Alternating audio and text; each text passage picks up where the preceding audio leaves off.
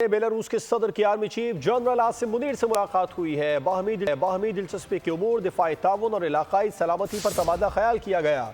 दो तरफा ताल्लुकात को मजबूत और वसअत देने की ख्वाहिश का इजहार किया गया। सदर लुकाशेंको ने इलाकाई अमन और इस्तेहकाम को फरोग देने में पाक फौज के किरदार को सराहा। बेलारूस के सदर की army chief general Asim Munir से मुलाकात हुई है। नुमाइंदा खुसूसी सलमान अवान से इस बारे में तफसीलात जानेंगे। सलमान, मुलाकात का अहवाल बताइए।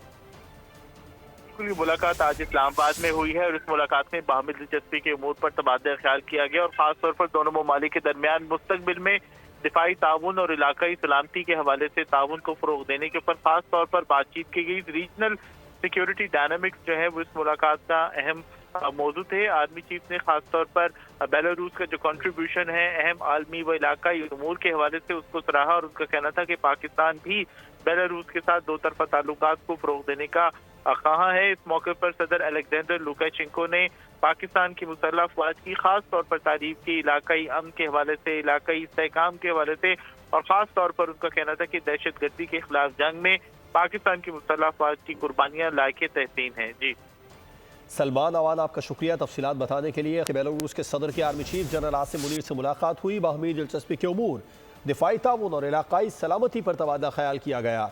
दो तरफा ताल्लुकात को मजबूत और वसअत देने की ख्वाहिश का इजहार किया गया। सदर लुकाशेंको ने इलाकाई अमन और इस्तेहकाम को फरोग देने में पाक फौज के किरदार को भी सराहा।